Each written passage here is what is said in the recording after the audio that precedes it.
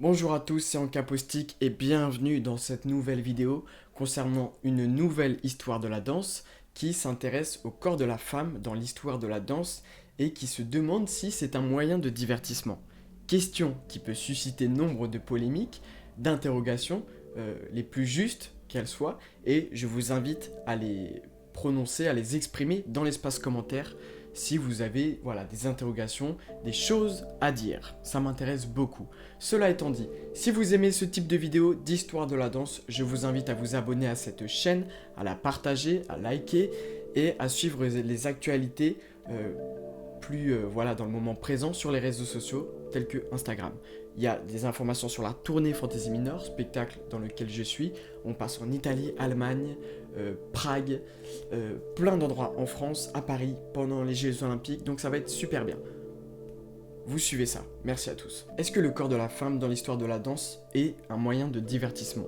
Je vais répondre par l'affirmatif, oui, ça l'est. Et on va voir à travers plusieurs exemples pourquoi. D'abord, on va s'intéresser aux comédies musicales dans le 19e et 20e siècle, et ensuite à l'exemple des Almées dans l'histoire de la peinture. Donc restez bien jusqu'à la fin. Commençons par poser le fait que un nombre d'établissements importants existe et qui est destiné essentiellement à l'expression du corps de la femme dans la danse. C'est-à-dire les cabarets et les strip clubs. Parlons avec des termes plus justes.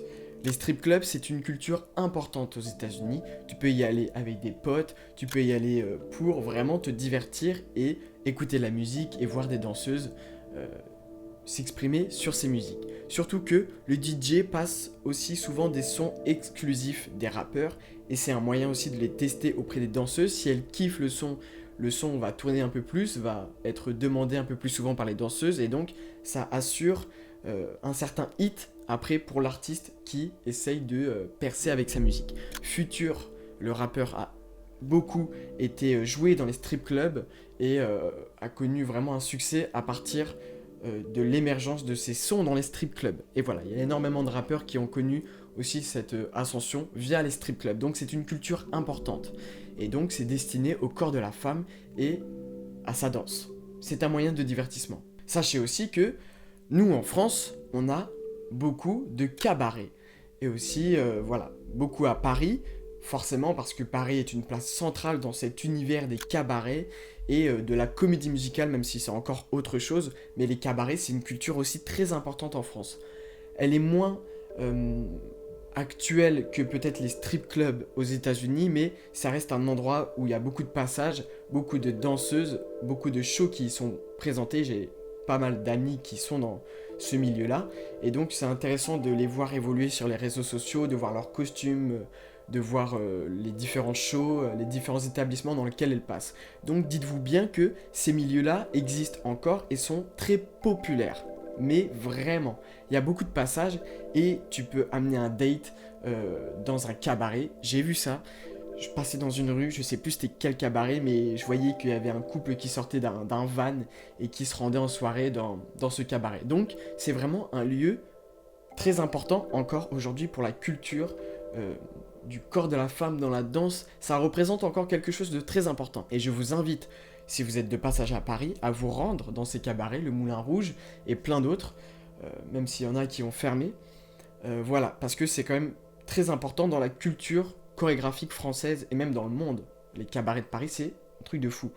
Et je dis ça, mais il faudrait que j'aille en voir, moi. Vous n'êtes pas sans savoir aussi qu'il y a énormément de métiers qui se sont spécialisés dans la danse pour mettre en valeur le corps de la femme. Je pense aux vixen. Les vixen, si vous n'êtes pas au courant, c'est les femmes qu'on voit dans les clips de rappeurs qui sont dénudées, qui dansent autour du chanteur sur des canapés, etc. Bref, vous voyez très bien.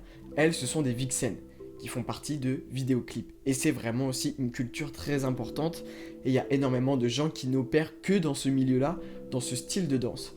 On a aussi toute la mouvance, l'esthétique des heels, qu'on retrouve depuis nombre d'années.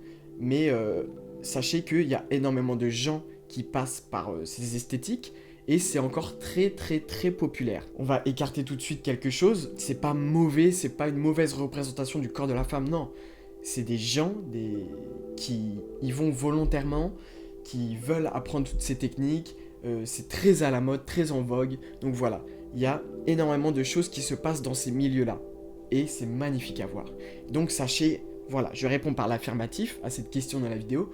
Le corps de la femme est un moyen de divertissement. Le corps dansé de la femme.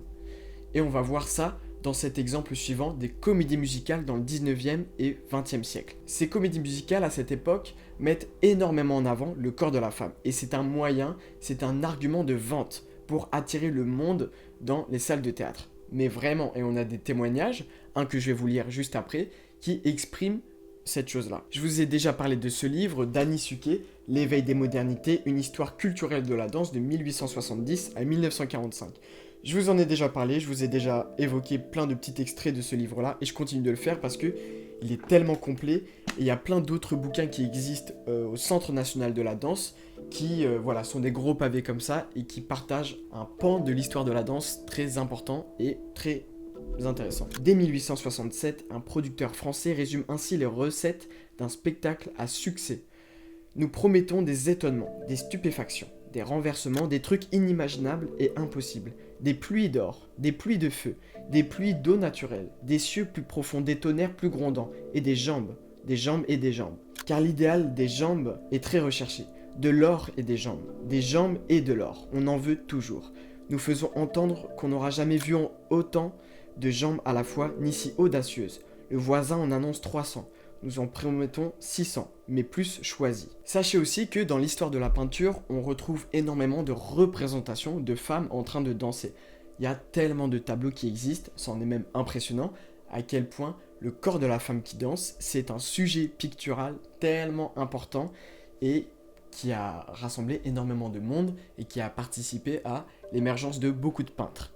Et donc, on a une figure féminine qui a été beaucoup représentée dans la peinture, qui veut représenter aussi l'orientalisme, le monde oriental, parce que ça a été un sujet aussi très important, ça aussi dans la peinture et dans l'histoire de l'art, à quel point on s'est intéressé aux autres pays, et à un moment c'était très à la mode, et on parlait d'une fascination pour l'exotisme.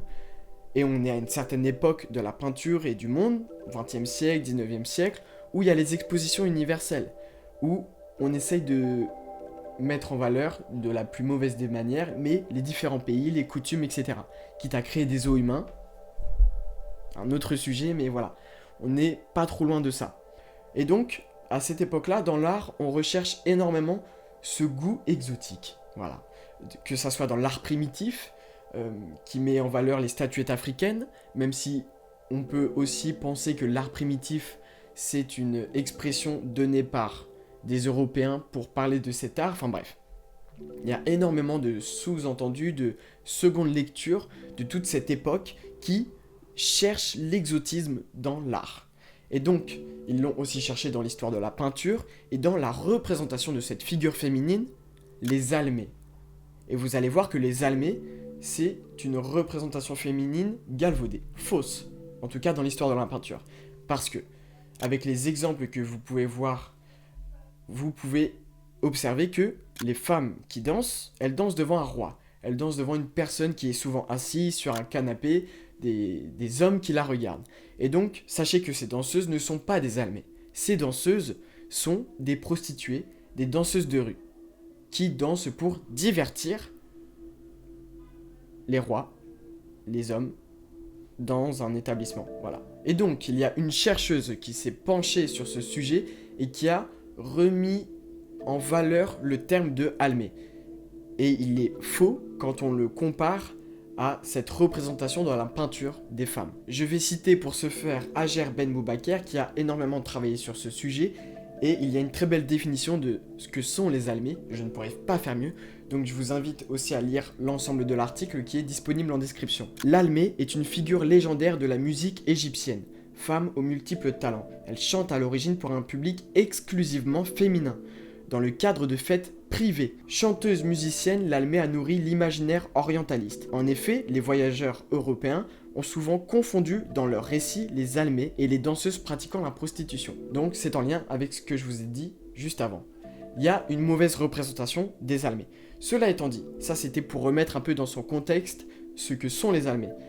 vous voyez bien, à travers les œuvres que je vous ai proposées, que les femmes qui dansent sur ces peintures, c'est un moyen de divertissement pour la personne qui regarde, pour les hommes, pour les rois, pour les gens qui sont présents et qui regardent le spectacle.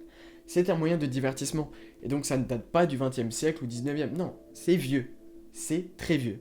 Et donc, à travers ces exemples de comédie musicale, de cabaret, de strip club et des almés, je voulais témoigner du fait que le corps de la femme est un moyen de divertissement dans l'histoire de la danse. Ça l'est depuis un long moment, ça a été un business, un argument de vente dans les comédies musicales, et ça l'est toujours. Il y a beaucoup de cabarets, de strip clubs qui continuent d'exister, et je vous invite à vous intéresser à l'histoire des strip clubs aux États-Unis, surtout ceux à Atlanta, au Magic City, parce que c'est une place à prendre, c'est une place très importante dans l'histoire de la musique, du rap, et dans l'histoire voilà, de la danse. Pour moi, ça fait partie des choses à noter dans l'histoire de la danse, parce qu'il y a énormément de choses qui se passent là-dedans, qui sont très intéressantes, et qui font écho aux Almés, qui c'est un groupe de femmes qui est vieux depuis plus de 100 ans, voilà, peut-être 150, 200, je sais pas de quand ça date exactement, mais c'est vieux. Et donc il y a des choses aujourd'hui qui font écho à des choses très anciennes,